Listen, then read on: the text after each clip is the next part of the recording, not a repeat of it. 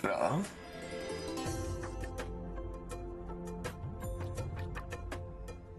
आज्ञा करें भगवान, क्या सेवा करूं आपके?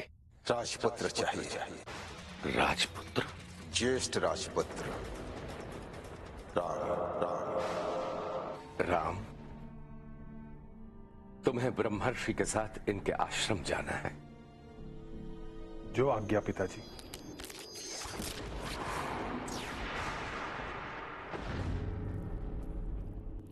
सावधान हो जाओ राम, ये ताड़का के आने का संकेत है। ताड़का को स्त्री जानकर व्यर्थ में समय मत गंवाओ राम। अधर्मी होने के नाते वो दया की नहीं दंड की अधिकारी है। ऐसी अधर्मी स्त्री का वध करना कभी पाप नहीं हो सकता, इसलिए मैं तुम्हें आज्ञा देता हूं। जो आज्ञा गुरुदेव।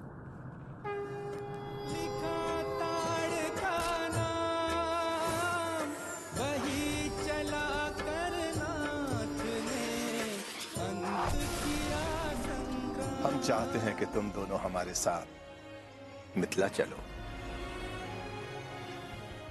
जो आज्ञा गुरु श्रेष्ठ।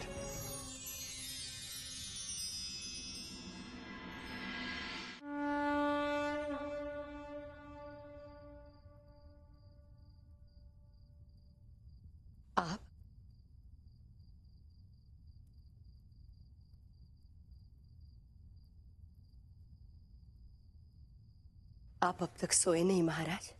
पुत्र की प्रतीक्षा में ये आंखें उसके वियोग में बंद होने का नाम ही नहीं ले रही हैं। आज अनायास एक विचार आया मेरे मस्तिष्क में कि यदि हम राजा ना होकर साधारण मनुष्य होते तो कितना अच्छा होता।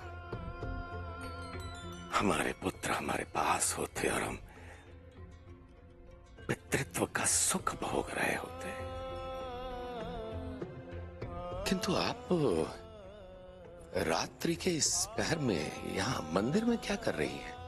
आप पिता होकर इतने व्याकुल हैं महाराज, तो मैं तो एक मां हूं जिसके पुत्र भयानक असुरों से युद्ध करने गए हैं। बस भगवान से प्रार्थना कर रही थी, मेरे पुत्र जहां भी हो सकुशल हो। जब तक वो सकुशल लौट कर नहीं आते तब तक इस मंदिर का हर दीपक इसी भांति प्रज्वलित रहेगा।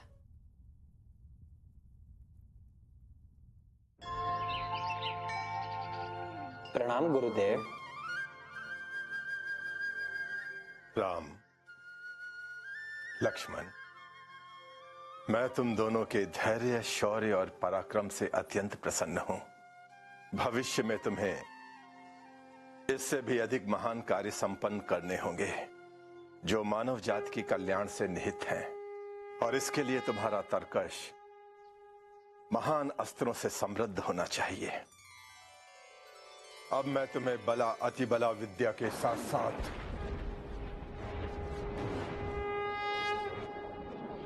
काल चक्र, दंड चक्र, इंद्र चक्र, विष्णु चक्र आदि अस्त्रों महाअस्त्रों की दीक्षा देने जा रहा हूं। इन महान अस्त्रों की सहायता से तुम विश्व में अजय योद्धा बन जाओगे।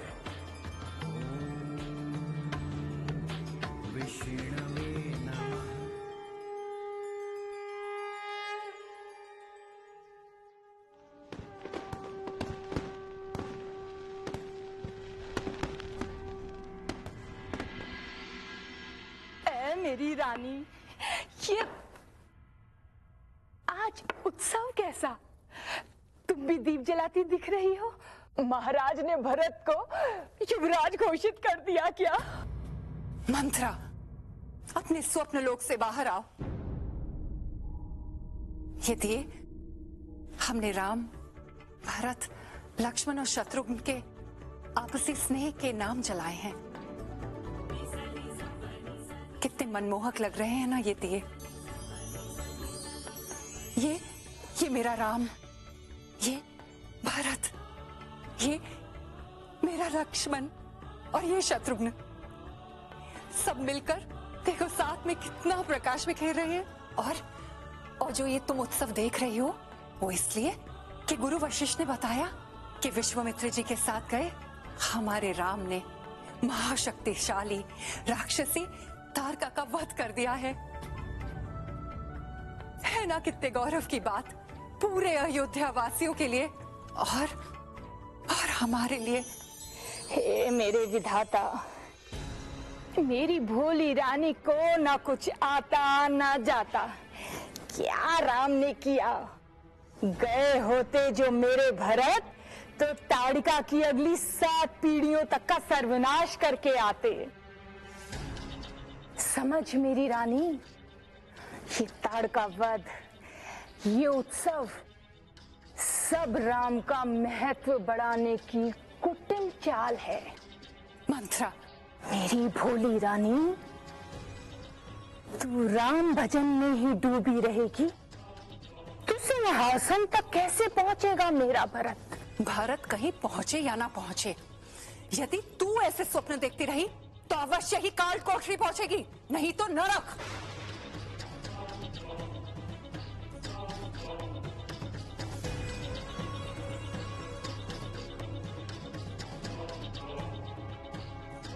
मैं कहीं भी पहुंचूं,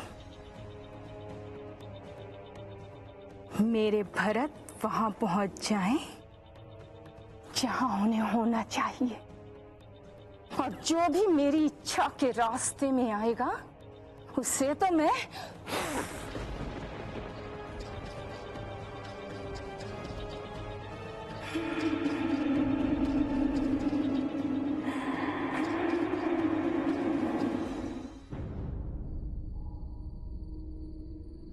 क्या सोच रहे हो लक्ष्मण?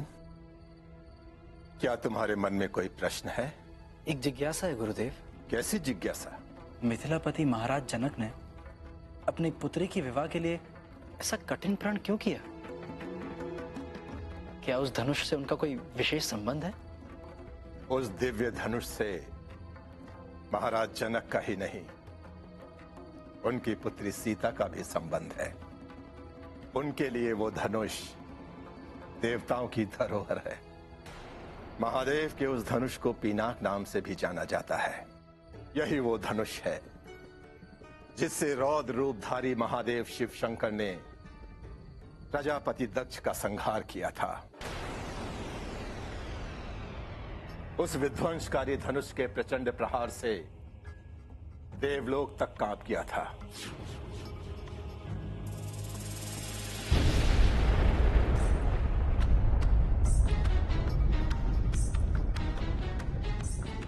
तब देवताओं ने षष्ठी को संहार से बचाने के लिए महादेव से विनती की थी और महादेव से उस धनुष को प्राप्त किया था।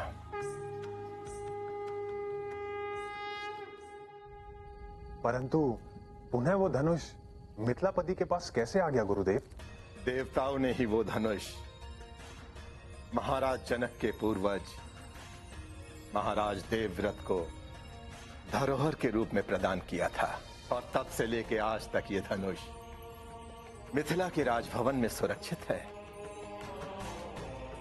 अपनी जिस पुत्री सीता के विवाह का आयोजन महाराज जनक ने किया है, उसकी इस धनुष के प्रति बालपन से ही विशेष आस्था रही है। जिस धनुष को बड़े बड़े महारथी हिला तक नहीं सकते, उसी धनुष को सीता अपने बचपन में खेल खेल में उठा लिया करती थी। सीता की इस अद्भुत योग्यता को देखकर महाराज जनक ने प्रण किया कि वो इस धनुष की प्रत्यंचा चढ़ाने वाले से ही अपनी पुत्री सीता का विवाह करेंगे।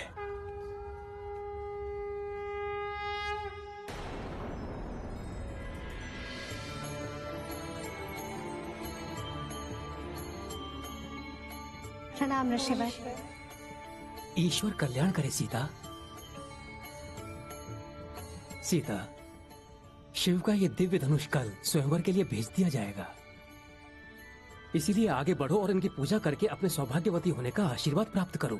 सीता, तुम्हारे पिताजी ने तुम्हारे विवाह के लिए एक ऐसा प्रण किया है जिसे पूर्ण करना किसी सामान्य मनुष्य के समर्थ की बात नहीं होगी।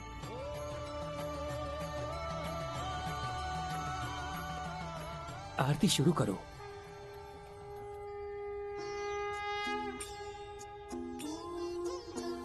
शिव है, जय जय शिव है, आरती भोलेनाथ तिहारी, सुफल प्रदायिनी मंगलकारी, आरती भोलेनाथ तिहारी, सुफल प्रदायिनी मंगलकारी, सुफल प्रदायिनी मंगलकारी।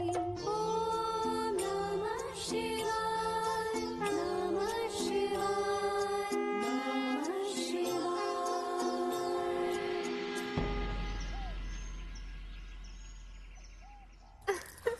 दीदी, तुम्हारे स्वयंवर के लिए पिताजी के प्रण ने हमारे मन में एक उत्सुकता सी ला दी है। तुम सत्य कह रही हो उर्मिला। पता नहीं वो कौन होगा जो इस असंभव प्रण को पूरा करेगा। कोई पूरा नहीं करेगा मानवी। क्या तुम्हें याद नहीं, उस दिन कितने सेवक उस दिव्य धनुष को खींचते हुए लाए थे पूजा के लिए? ऐसा लग रहा था जैसे उनके प्राण ही निकल जाएंगे। इसीलिए तो कह रही हूँ श्रुति कीर्ति कि कोई एक राजा उस दिव्य धनुष की प्रत्यंचा कदापि नहीं चढ़ा सकता।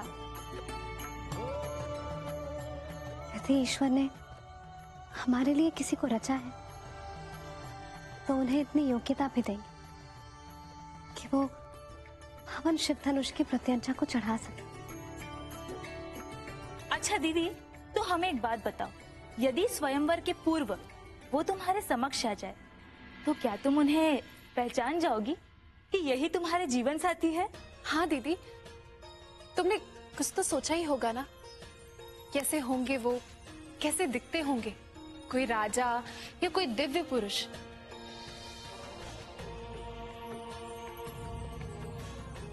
हाँ दीदी, हमें भी बताओ ना, हमसे क्या छुपाना। हाँ बताओ ना, बताओ ना। हमारे मन में एक ही है,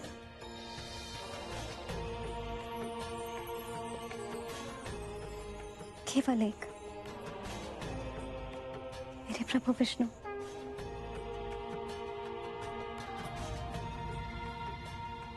भगवान विष्णु? अर्थात? अर्थात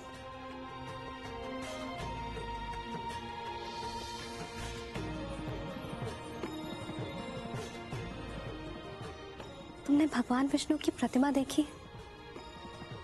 वो चतुर्भुज है। वो अपने हाथों में शंख, चक्र, गदा, पद्म सदा धारण किए रहते हैं। वो अपने प्रिय भक्तों के लिए कमल के समान कोमल है और अपने शत्रुओं के लिए गदा के भांति कठोर। उनका शंखनाद उनके भक्तों को विश्वास दिलाता है कि किसी प्रकार के संकट में वो सदा उनकी रक्षा के लिए तत्पर है। और उनकी उंगली में नाचता सुदर्शन चक्र धर्म की रक्षा का प्रतीक है, जिसमें इतनी सारी योग्यता होगी वही होंगे मेरे इक्षित।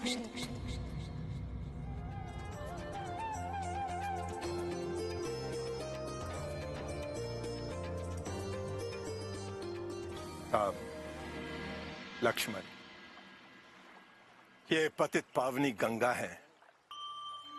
इनके दर्शन मात्र से ही जन्म जन्मांतर के बंधनों से मुक्ति मिल जाती है। इनके ममतामयी स्वरूप के कारण ही इन्हें धरती लोक पर मां की संज्ञा भी दी गई है। इनके दर्शन, स्पर्श, स्नान और गंगा जल के पान मात्र से प्राणियों का उद्धार होता है। अब मैं तुम दोनों को देवी गंगा के अवतरण की पूरी कथा सुनाता हूं। आओ।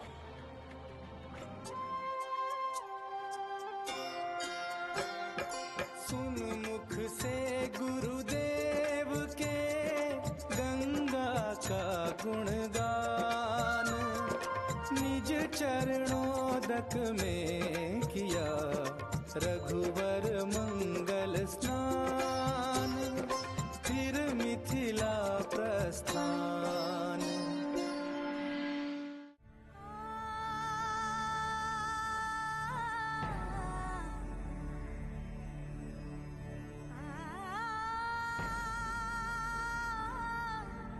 माँ, सीता, आओ पुत्री, आओ। हम आप इस एकांत में क्या सोच रही हैं माँ? वही सोच रहे हैं जो पुत्री के विवाह से पूर्व एक माँ सोचती है। पता नहीं तुम्हें विदा करके हम इस राजभवन में कैसे रह पाएंगे।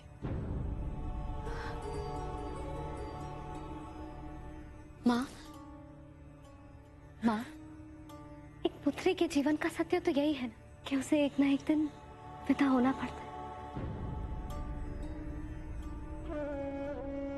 हम इस सत्य को कैसे भूल सकते हैं सीता, और स्वयं को कैसे समझाएं कि तुम जहां जाओगी वहां तुम्हें वही सुख मिलेगा जो हमने तुम्हें दिया है।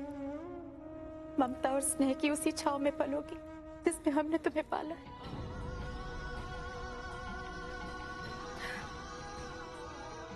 आप आइए, इधर बैठिए, बैठिए।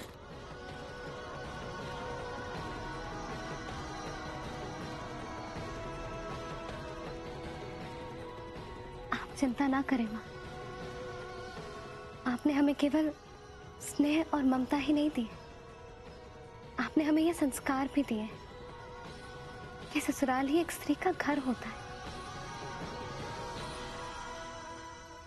चाहे जैसी भी परिस्थितियां हो, हम सुखी रहेंगे। जैसे वो रखेंगे हम रहेंगे, उसी में हम अपना सुख ढूंढ लेंगे माँ।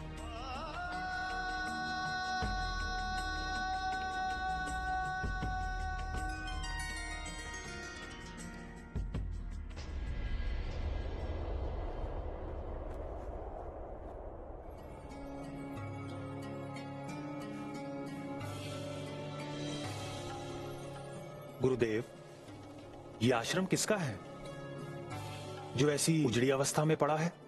राम, ये महर्षि गौतम का आश्रम है राम, जो एक श्राप के कारण इस अवस्था में है। कभी ये आश्रम इतना सुंदर हुआ करता था मानो पृथ्वी पर स्वर्ग बसा हो। महर्षि गौतम यहां अपनी सुंदर पत्नी अहिल्या के साथ निवास किया करते थे।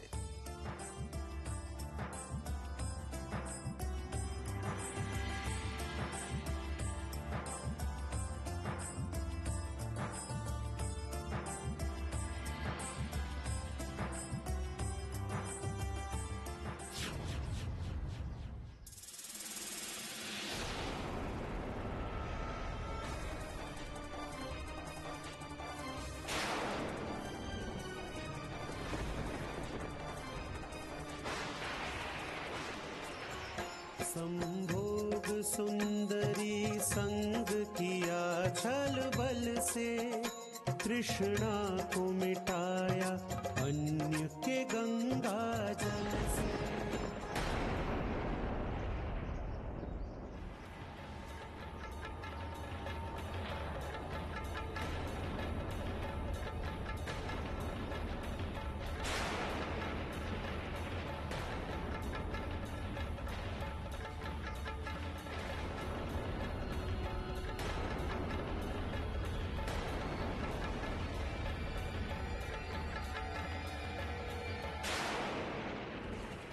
दुष्ट बहुरूपीय, कौन है तू जो हमारा ही रूप धरकर हमारे आश्रम में चला आया? अच्छा, तो ऐसे नहीं बताएगा।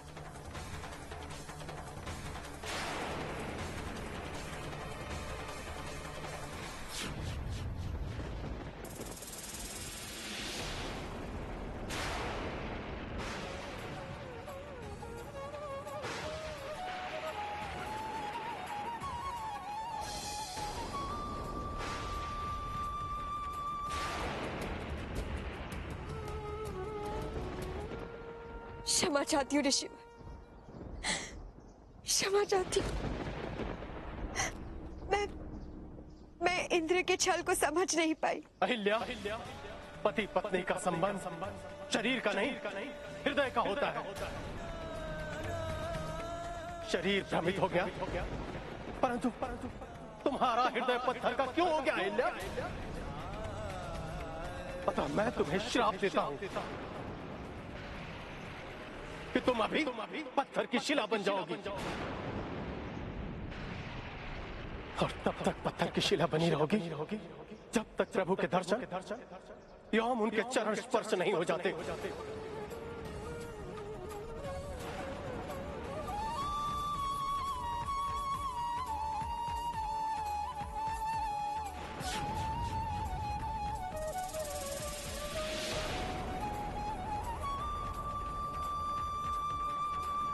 राम, पत्थर का जीवन जी रही अहिल्या सहस्त्रों वर्षों से तुम्हारी प्रतीक्षा कर रही है।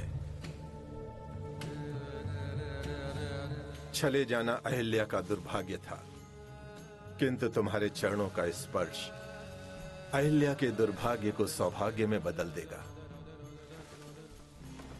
समय और भाग्य के सताए हुए लोगों का उद्धार करना ही तुम्हारा धर्म है राम।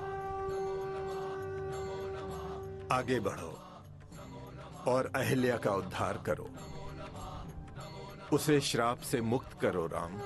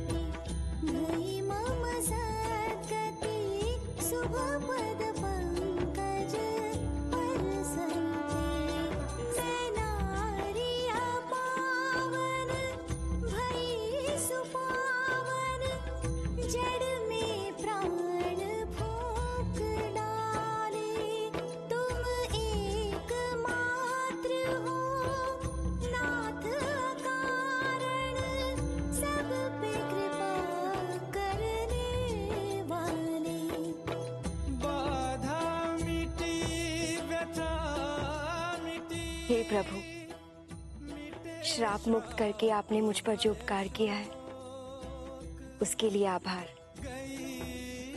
अब मुझे पति लोग जाने की आज्ञा दें।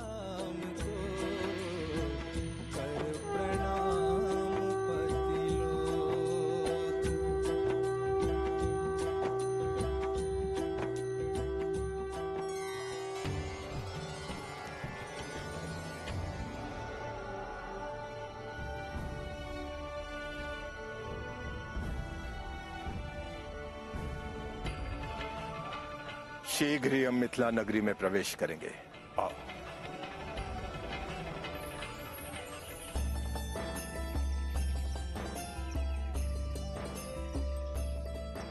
महाराज की जय हो।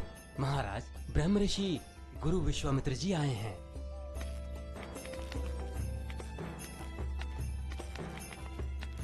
राम, लक्ष्मण, हम कुछ देर यहाँ विश्राम करना चाहते हैं। यदि तुम दोनों चाहो तो इस सुंदर वाटिका का भ्रमण कर सकते हो। जी गुरुदेव।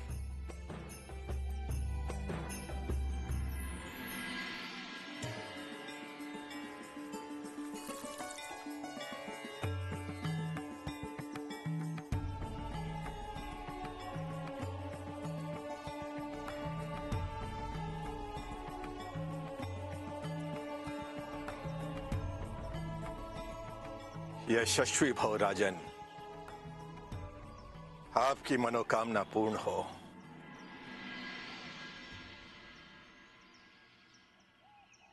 ब्रह्म ऋषि, अभी मैं महाराज जनक नहीं, सीता का पिता अपने मन में अपनी पुत्री के विवाह के लिए ढेर सारी कामनाएं लिए आपके सामने है। यदि आपकी कृपा हो तो मेरी सीता को अवश्य योग्य वर मिलेगा महर्षि। हे ब्रह्म ऋषि, हमें अपने आतिथ्य का अवसर दें। अवश्य।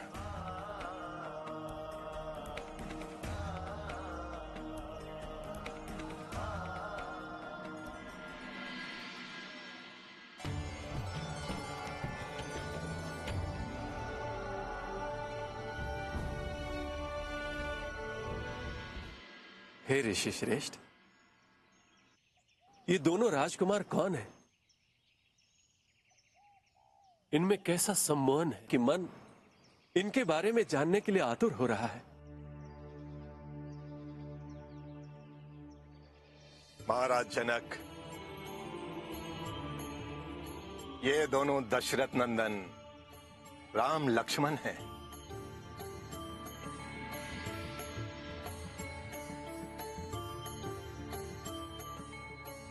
मैं इन्हें अपने यज्ञ की रक्षा के लिए उनसे मांग कर लाया था। और सम्मोहन कैसे ना होगा राजन। महाबली राक्षसों का वध करने वाले ये दोनों शक्तिशाली ही नहीं, देवताओं को लज्जित करने जैसा रूप, जल को शिक्षा देने जैसा शील और संपूर्ण मानव जाति के लिए उदाहरण बनने जैसे नीति पालक भी हैं। ये दोनों भाई राम लक्ष्मण। इसका तात्पर्य यह है कि ये महाशक्तिशाली राक्षसी ताड़का और मायावी मारीच सुबाहु का संहार करने वाले राजकुमार। हाँ राजन,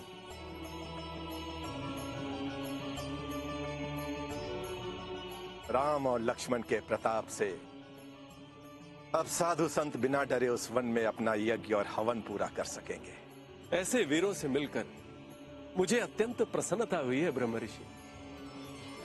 कृपया आप अपने शिष्यों के साथ अतिथि गृह में चलकर विश्राम करें महर्षि।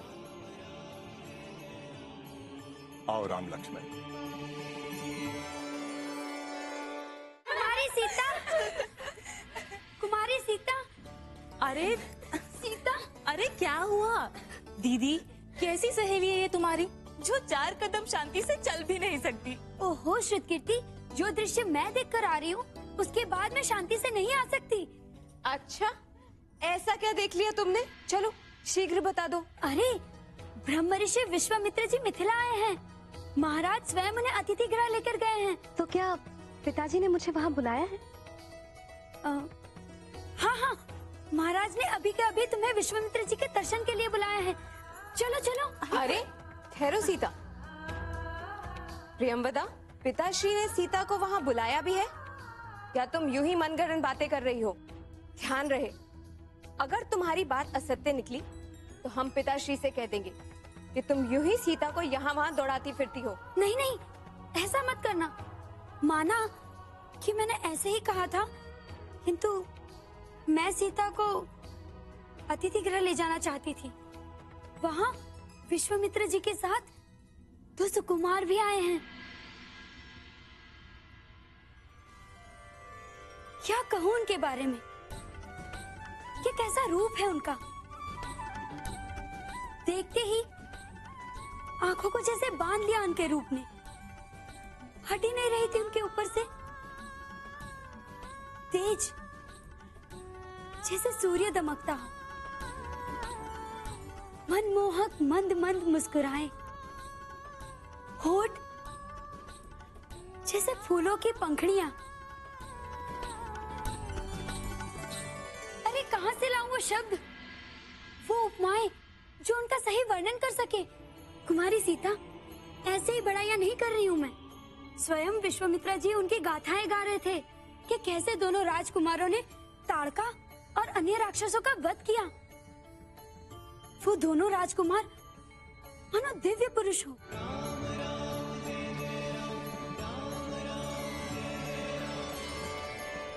मेरा बस चलता तो सीधा उन्हें यहीं ले आती, किंतु कोई बात नहीं, आप सब उन्हें अतिथि गृह में जाकर देख सकती हैं। प्रियंवदा, पिताजी ने स्वयंवर रखा है हमारा, और तुम चाहती हो कि हम पिताजी के विश्वास को चोट पहुंचाएं? अपनी मर्यादा का उल्लंघन करते हुए जाएं, उन राजकुमारों को देखें और अपने मन में बसा लें, तो फिर ऐसे स्वयंवर का क्या अर्थ रह जाएगा? नहीं प्रियम, मन एक, जीवन एक, तो फिर इस मन का संबंध भी किसी एक से ही जुड़े, और जुड़े तो ऐसे कि वो संबंध जीवन भर निभाया जाए। इस मन का संबंध भी उसी से जुड़ेगा जो पिताजी के कहे अनुसार स्वयंवर के दिन शिव धनुष पर प्रत्यंचा चढ़ाएगा और पिताजी की इच्छा और आज्ञा से हमें जीत कर ले जाएगा।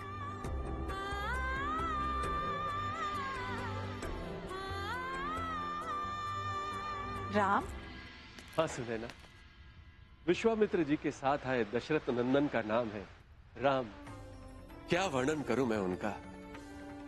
अपने संपूर्ण जीवन में ऐसा तेजवान, ऐसा शक्ति स्वरूप राजकुमार मैंने नहीं देखा। राम और उनका अनुज लक्ष्मण ऐसे शीतल, बीच में खड़े हो जाएं तो दो महाशत्रु सेनाओं का युद्ध रुक जाए।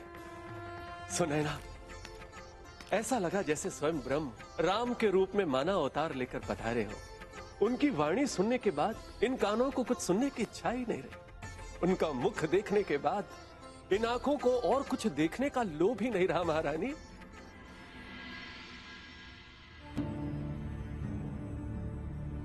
क्या हुआ महाराज? किस सोच में पड़ गए आप? आपने तो ऐसे ही वर की अपेक्षा में स्वयंवर का आयोजन रखा है ना, तो फिर अकस्मात ये व्याकुलता, ये चिंता कैसी?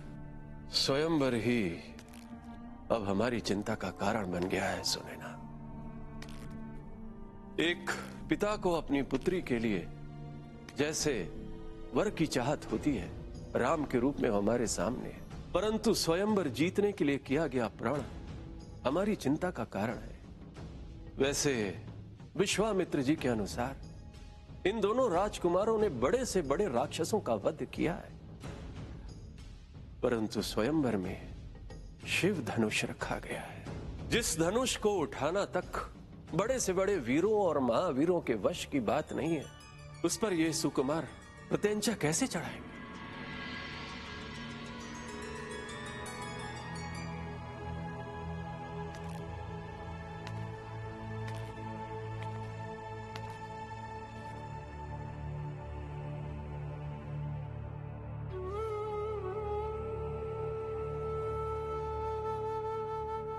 सुनैना, मेरा मन बड़ा विचलित हो रहा है स्वयंवर के इस प्रण के कारण। कदाचित हम सीता के लिए इतना योग्य वर खो न दे। भाग्य का लिखा कौन टाल सका है महाराज? यदि राम और सीता का मिलन ईश्वर की इच्छा है तो ईश्वर ही राम को शक्ति और सामर्थ्य देंगे कि वो दिव्य शिव धनुष उठाएं और उस पर प्रत्यंचा चढ़ाएं। सब मंगल और कल्याणकारी होगा।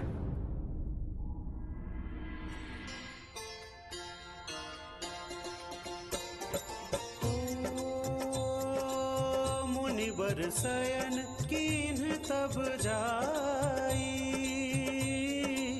लगे चरण चापन दो भाई।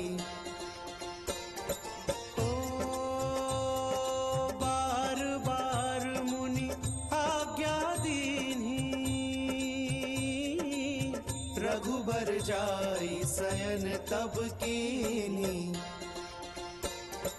ओ हृदय लाय रज पद पंकज की, सेवा अनुज करे अग्रज की। सो जाओ सौमित्र अब बार बार कहे राम, राम चरण उर धरि लखन चले करन विश्राम।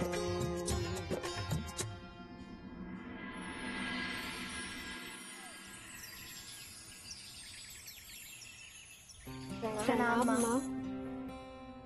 सीता, सौभाग्य होता है उस माँ की कोख का जिसके गर्भ में एक पुत्री का बीज पड़ता है, क्योंकि पुत्री होना तो ईश्वर का दान होता है ना। पुत्री घर से भले ही कितनी दूर चली जाए, लेकिन अपने माता पिता के लिए स्नेह और उनके लिए चिंता उसके हृदय में हमेशा रहती है। तुमसे जो प्रेम पाया है, उसके बदले में आशीर्वाद देते हैं तुम्हें कि सुख परछाई बनकर सदैव तुम्हारे साथ रहे।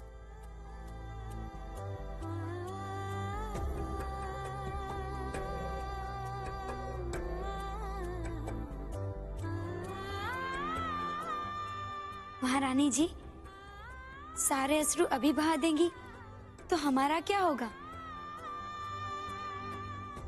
हमारे विवाह हेतु भी कुछ अश्रु बचा के रखिए। चिंतित ना हो, तुम सबको तो हम हंसते हंसते विदा करेंगे। जाओ सीता, पूरी श्रद्धा से गौरी पूजा करो। गौरी उमा अर्थात पार्वती को कहा जाता है सीता। शिव प्राप्ति के लिए उन्होंने व्रत रखा था, जो व्रत हर कन्या विवाह से पूर्व रखती है। जो आज्ञा मां।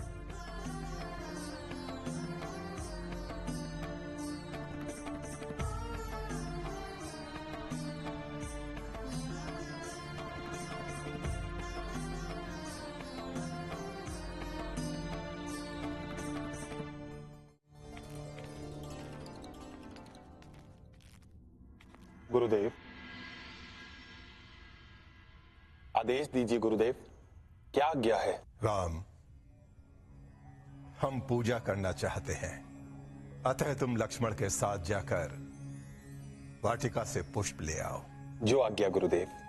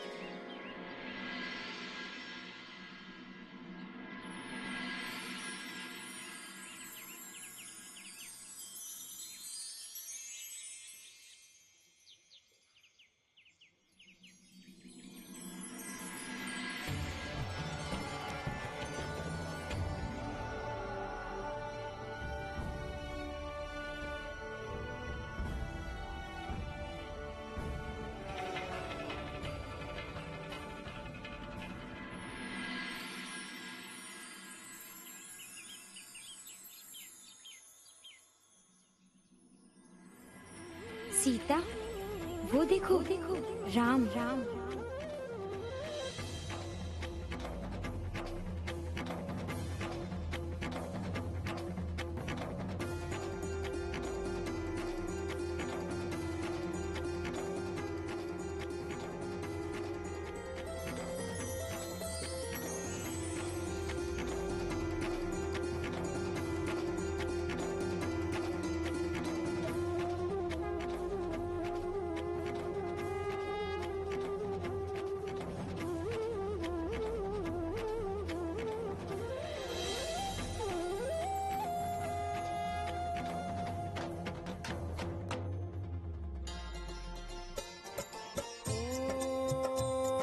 जनक नंदिनी बनकर आई,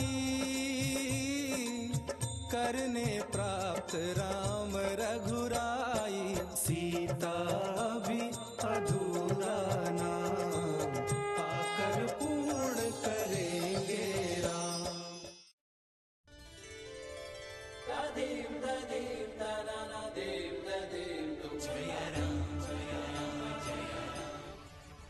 यदि सीता ने बचपन में यह धनुष उठाया है, तो हम में से कोई भी राजा इस धनुष को उठाकर उस पर प्रत्यंचा चढ़ा देगा। तो आप ही ये शिव धनुष उठाइए। हाँ महाराज।